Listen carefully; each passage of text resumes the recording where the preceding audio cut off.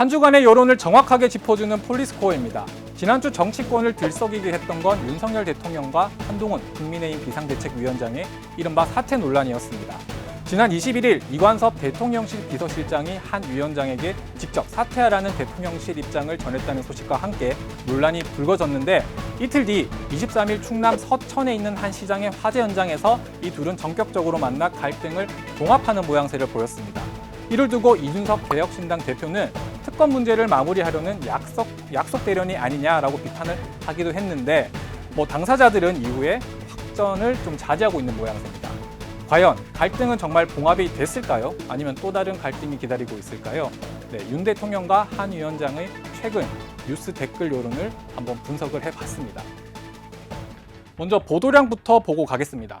자, 보도량을 보시면은 이번 논란이 있었던 기간에 둘 다 보도량이 급증하는 것을 확인하실 수가 있습니다. 다만 한 가지 차이점이 나는데 같은 이슈임에도 불구하고 한동훈 위원장의 뉴스 보도량이 윤 대통령보다 8%포인트 정도 더 높습니다. 같은 이슈인데도 왜 차이가 났을까요? 아무래도 이번 사태 논란과 관련해서 언론은 한 위원장의 거취 여부에 좀 더 큰 관심을 가졌기 때문이지 않을까라고 해석할 수가 있고요. 윤 대통령 같은 경우 최근에 언론 보도량이 계속 변화가 없었거든요. 그러다가 최근 이번 논란으로 급증을 했는데 정치인들한테는 이렇게 보도량이 급증하는 거는 꽤 좋은 효과를 발휘를 합니다. 대중의 관심을 더 많이 받기 때문이거든요. 그런데 윤 대통령의 그런 효과를 확인해 봤더니 그렇지 않은 것 같습니다. 국정 지지도로 한번 확인해 볼 텐데 이번 논란이 있었던 거는 시발이 됐던 거는 21일이었습니다. 그런데 23일 국정운영평가를 확인해 봤더니 부정이 60.8%, 오히려 전주보다 0.1%포인트 더 높아졌습니다. 그러니 이번 사태 논란에 있어서 오히려 부정평가에 더 큰 영향을 미치지 않았나라고 저희가 해석할 수가 있을 것 같습니다. 다음으로는 댓글량도 한번 보도록 할게요. 말 그대로 댓글량, 이 둘의 뉴스에 얼마나 많은 댓글이 달렸나를 확인해 볼 건데 전반적으로 보수층의 댓글량보다는 진보층의 댓글량이 더 많았습니다. 이 둘의 이슈에 진보층이 더 큰 관심을 보였다라고 해석을 할 수가 있을 것 같고요.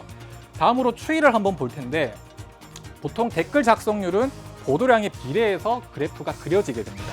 비슷하게 그려져야 되는데 특이하게도 윤 대통령의 댓글 작성량은 보도량에 비해서 한참 떨어집니다.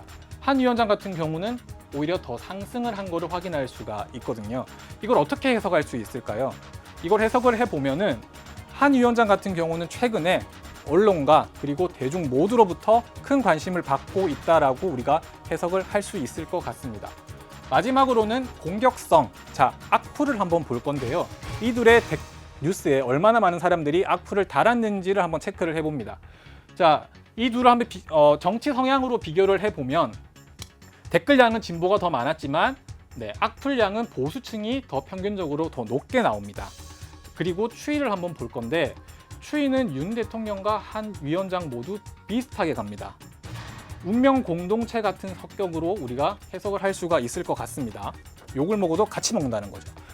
그런데 반면에 진보 유저들에게는 완전 반대의 모습을 보입니다. 다른 모습이죠.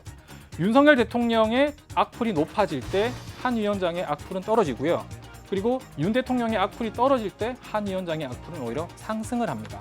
진보층이 바라보는 이 둘은 이런 종속적인 관계가 아니라 독립적인 관계다라고 우리가 해석할 수가 있을 것 같습니다.